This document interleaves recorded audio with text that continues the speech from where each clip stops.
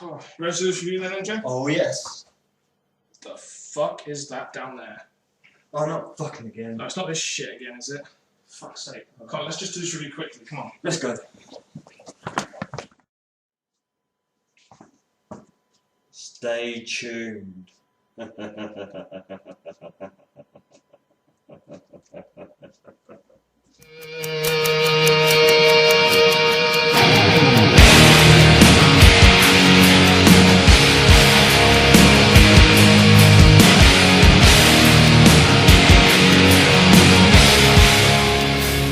Welcome back, YouTubers, to slightly worried edition of a TNA Impact Wrestling review this week with your boys, the British Fist. Catching. We're hoping that the Aces and Eights here don't get us, because this is very worrying, isn't it, MJ? When we see these cards, the dead man's hand.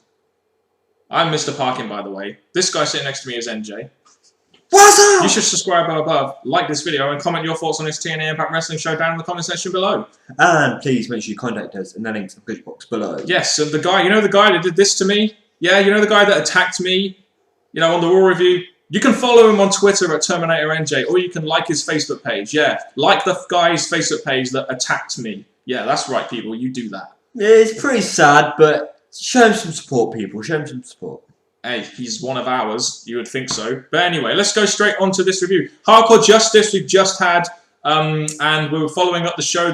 We had 3 BFG series lined up for this show, matches lined up for the show. We were expecting some good follow-up to the pay-per-view. We opened up with Austin Aries saying that he wasn't a fluke, and he proved it by beating Bobby Roode a second time. And I see exactly what you're doing, because he kind of sounded like CM Punk a little bit, didn't he? Go fuck yourself, saying about how he's the centre of attention, how he should be the face of TNA. And that's the thing, because with the WWE, they were trying to build Punk up to the main event. Yes, he had already been there, but with Austin Aries, the way they're doing is having him open the show, having him speak on the mic, having him lifting himself up to where he should be. It was very nicely done, and I quite liked how they're using Austin Aries in this show. Yeah, it's just a shame, really, that Austin Aries has kind of taken second fiddle ever since he's won his title, which is where, you know, you have Jeff Hardy coming out congratulating Aries. Just when you thought this was going to be Aries' time to shine on the mic, you have Jeff Hardy coming out, Bully Ray coming out, accusing Storm of being behind the Aces and Eights. Then you have the Aces and Eights appearing on the screen saying, sometimes you get the win, but sometimes you get the dead man's hand. And that was the thing. Even though they brought too much in the opener, they had Austin Aries speak, which was good. They gave him his mic time. They had the main eventers come out, so they hyped up that as well. Then the Aces and Eights get involved, because they were going to get involved throughout the shows. They were doing a lot in this segment, weren't they? So in my opinion, sometimes we moan or disagree how much they're doing, but I think the way they did this, it definitely did its job, and it really hyped up the rest of the show. Well, you had Austin Aries, who just retained his belt. You hyped up the main event. You had the Aces and Eights stuff. I could have swore I saw Terminator NJ in that video somewhere, but maybe not. I don't know. I swear I just saw a guy, Terminator NJ, there. We'll see. So I understand they're trying to hype the main event and the Aces and Eights, and I just thought that why not for once have some focus on Austin Aries, who is your TNA whatever champion, but it is a bigger storyline with the Aces and Eights taking over the whole TNA business. So. We then get a video package of Magnus saying he knows Samoa Joe, the man. And that leads us right into a match which we were both really looking forward to, weren't we? Magnus versus Samoa Joe, ex-tag team members. And that's the thing, with Magnus getting his mic time to begin with, actually warming him up, giving him his time to speak, speaking about his partner, making him look like a real strong character for this Bound for Glory series, and opponent for Joe. I really liked that, and it gave us towards the build-up to the match that I've been waiting to see since they broke up as a tag team. You and me both. Just a shame it was very disappointing. It didn't get very much time. It seemed more focused on maybe a potential Samoa Joe and Magnus feud, because you had Magnus hitting Samoa Joe with the chair and Joe getting a little bit angry, especially after he extended his hand and Magnus didn't shake it. You kind of have the feeling this may be the starter point of a potential Bound for Glory feud between these two, would you think? Well, I look at this and thinking that this is a match I really wanted to see, and when it only got this short amount of time, it got not much really focus apart from Magnus's mic time backstage, but I felt disappointed with this match. All my anticipation and waiting for this match just got let down in 3 or so minutes, and it went down the route that we all would expect from Joe. Yep, Brooke Hogan is, Brooke Hogan comes out and they have an announcement with Madison Rayne. Madison Rayne calls out Earl Hebner, and then out comes Brooke Hogan to kind of set the record straight and say, Earl Hebner will not be reffing any more knockouts matches. Thank God for that. And there was going to be a rematch between Teschmacher and Madison Rain tonight's with a special referee who we will find out soon. Must admit, Madison Rain as the champion, Brooke Hogan as the VP's not doing a bad job. I was waiting for this to happen because with Brooke Hogan taking over the knockouts and her to step in because someone's making this whole thing happen, I was expecting something big, dramatic, because as we hear later, also someone else complained about Earl. I thought there was going to be something big happen for this, but it didn't. And we get the rematch made. And the thing is, thanks to NoDQ.com, I really thought the rematch was happening tonight because Brooke Tess was actually pretty sick, and I just thought that's why they took the title off her and gave her the rematch on this show. All I say is thank you, TNA, for finally addressing the gaping plot hole that you could just not have Earl Hebner as the referee. Thank God for that. And then you have AcesAnd8's stalking Brooke Hogan like, we could fuck this girl from behind and her daddy couldn't do anything because he's in a hospital. And then the roster comes out to clear them. And that's the thing, because obviously if you've been active on Twitter, the Terminator NJ said that not even Daddy's little girl is safe in TNA right now. And it's true. She's there on her own thinking she can run stuff. But no. The AcesAnd8's, Terminator NJ, take care of business no matter who you are or whose daughter or son you are. Even if you employ him, he still doesn't give a shit. Isn't that right? Oh, God. So, yeah, they got AcesAnd8's involvement. It kind of, like, flowed on because then you had Sting saying that he had a team to take on the AcesAnd8's and he's going to call him out at Open Fight Night at the start of the show, kind of teasing an AcesAnd8's versus TNA roster Open Fight Night challenge. It was the one bit of Open Fight Night build we really had in this show for next week.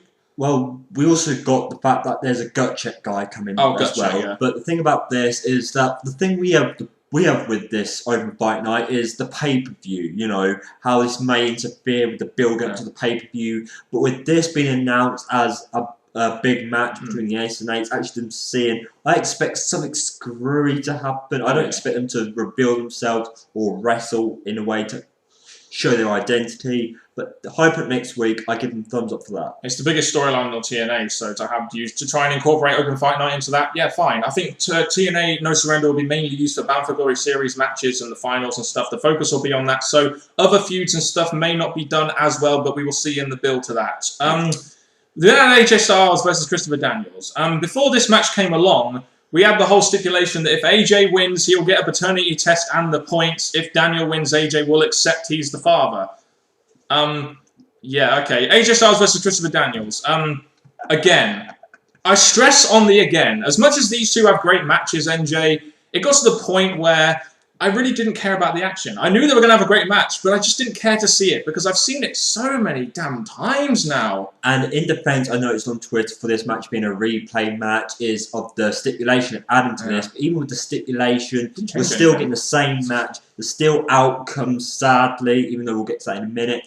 But I just didn't, as much as I did keep my eye on the match, watched it, saw the great performances, and kind of enjoyed it. It was just the outcome, as we're going to talk about now, I really don't agree with. I mean, you look at it's like Sheamus, Ziggler, Sheamus. If you see CM Punk, Daniel Bryan, it's like you see these matches so much that as soon as you get it again, you're just like, really? I'm not seeing anything different. That's the problem with AJ versus Daniels. They put on great matches, but it's just why would I care about it when I've seen it so many freaking times and I know who's going to win? It's always AJ Styles, isn't it? And sadly, this match is going to get replayed later because I still think they're going to build this whole Claire thing up to another bigger match at Bound for Glory. The thing about this is that you did have Daniels pick up the win. Yes, it was in a cheaty way, but Kazarian, the clever guy he is, instead of going back under the ring, he starts celebrating out the ring, and the referee reverses, and the match continues for just AJ to pick up the win.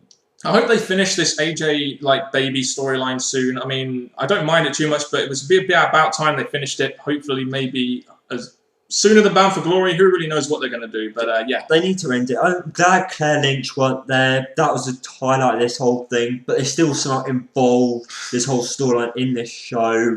And I expect they can't really do much else. They've gone through every step now. It's got to be wrapped up soon. Kind of makes you wonder what they're going to try and do next. Are they going to have to try and continue it? Or maybe having the paternity test be wrong or something? I don't really know. But we got the news that Hogan will be at Open Fight Night next week. Even though he's still in the hospital, he's going to be out there helping Sting, probably in a wheelchair. It's going to be old school, brother. It's going to be old school. Yeah, because Open Fight Night is all about old school, brother. But yeah, so we got Hogan's going to be there next week. Yeah, I guess some kind of draw with the ratings going down. We definitely want TNA to say live, don't we? NJ? It's definitely what they should do because, yes, it may not be making dramatically difference, but it is making us wonder what's coming, what's going to happen. It's getting people to want to tune in because it's unpredictability. So I think they should stay live for the fact that it's working out for them. I know all the TN Asylum guys will be saying, we'll be getting behind what we're going to do here, NJ, but keep Impact live. Keep Impact live. Keep Impact live. Keep Impact live. Yeah, indeed. Keep Impact live, people. We then get a Bobby Roode promo. I'm so used to these opening the show, NJ, but there we go. He's basically talking about his match being restarted and the fact that he clearly won the match and should be standing here at the World Heavyweight Championship without the title. He is nothing, and it means so much to him. And I see someone actually putting over the belt a little bit, and he blames Austin Aries, he blames Sting, he blames the referees, he blames the people, he blames the British Fist, he pretty much blames everyone and kind of throws his mic in the ring and kind of leaves. And it's like, what are they going to do next with Bobby Roode? Well, the way it was sounding, I thought it was going to be like a JBL moment where he says, I quit! And throws the mic down. I really thought that was the way they were going. Yeah. But the way I see it now, it's like there's no really much challenges left for him to face. So maybe it's going to be a timeout. And in that timeout, Storm's going to be mentioning, I want to face you, stop being a chicken guy and come and face me one-on-one. I think that's the way they're going to do it because there's no one left for Roode to face. But this, I didn't think it was his best work. But it's definitely they're just wondering what's going to happen next. I'll tell you what, this sounded to me, and don't take this as a bad thing, NJ, it sounded kind of like a Triple H promo to me. And that's not a bad thing, I'm just saying, I can draw a lot of comparisons for Bobby Roode and Triple H. It's very strange, but what are they going to do with Roode next? I would assume that at some point soon they're going to start a Roode Storm feud, especially with considering what we got at the end of the show this week. It's definitely the way to go because that is still a money-making match. Even though I'm going to keep repeating this and Roode's backing me up, the title was definitely an important factor to this feud. Indeed it was. But we can't argue a grudge match would still be good, but just not as good with the story of the title. That's all. Miss Teshmaga versus Madison Rayne for the TNA Knockouts Championship. Who was a special guest referee, NJ? Who? Tiffany. Brooke. You know what I find funny about this? Brooke Hogan fell over while announcing Tiffany as a special referee. What a fail that was. It's like, Tiffany, you know, that ex-WWE guy that fucked up Drew McIntyre's career by being his wife. And this was sad. She got no reaction. Gregory Helm said the crowd is mild tonight. That was very way to put this. And I didn't really care. This whole match, I really had the thought Madison Rayne was going to retain. Because why take the belt off Tess if you're going to give it back to her?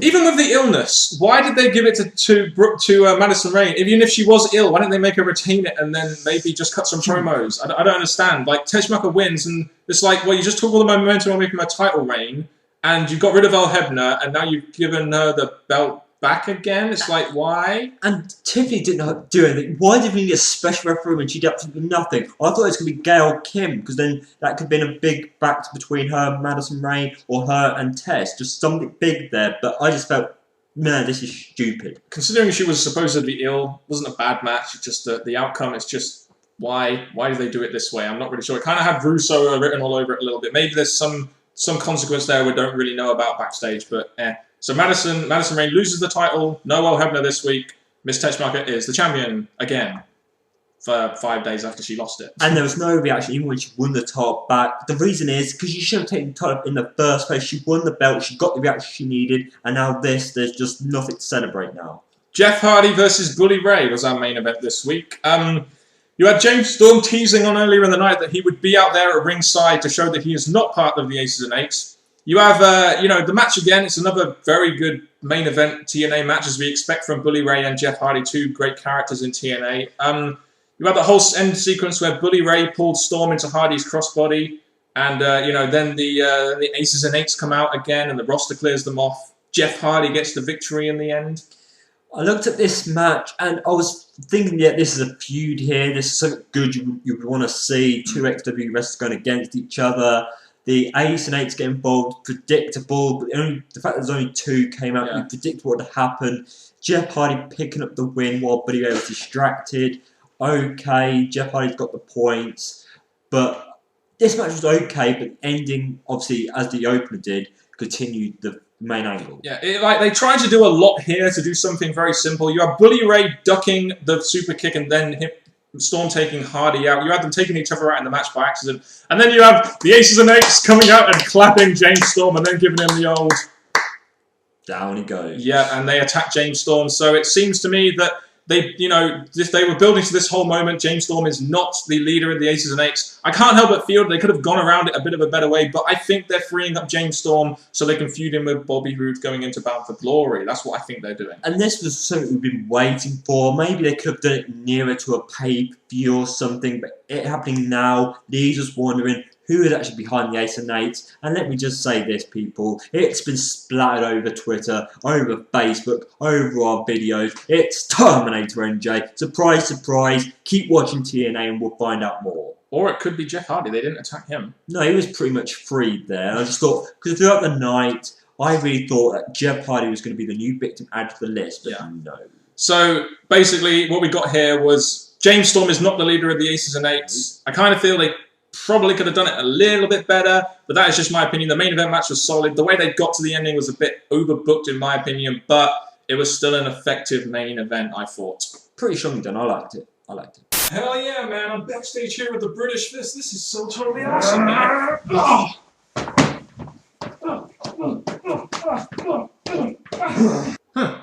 What was that noise? NJ, can you just go check that out, please? Yeah, hang on. It was outside somewhere.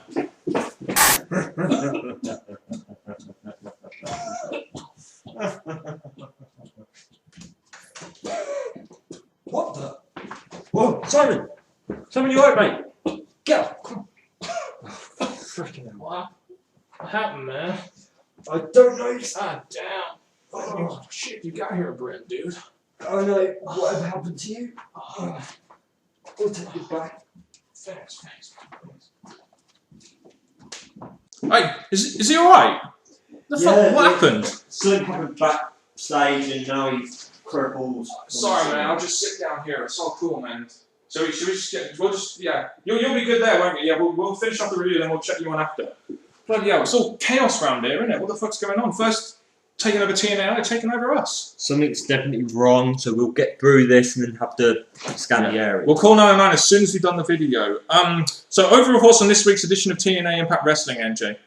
Don't think it was the greatest show. At the beginning, I got the feeling that it weren't going to be one of the best shows. I thought it was going to go through the first hour sucked, the second hour was better, but there were still points throughout the show which made me feel like this could go somewhere. As soon as it felt like it was going somewhere, something bad would happen. Kept going backwards and forwards, back and forwards, but I would say that it did progress storylines. I mean, the fact is, right now, we're going into No Surrender, which is going to be the end of the Bound for Glory series. We've got Open Fight Night next week, which they did a little bit of hype for, I guess.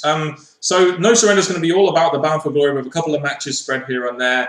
I thought the show was okay. They built up to James Storm not being the leader of the Aces and Eights split by the attack. I kind of felt that could have been done a little bit better. I don't think it had as much impact as I really thought it should, but that's just my opinion. Overall, I thought this was an okay Impact, really. It had some good segments in it, but some stuff that was really kind of like not done well. That's just my opinion, though. You can give us your thoughts in the comment section. That's where I see it. Next week's got some hype, so I could say next week's looking good too. So if you outro, I'll go check on that guy. Good idea. Let's go. I'll ring 999. It's alright, dude. I'll just sit here, man. It's alright. I'll ring 999. It's all good.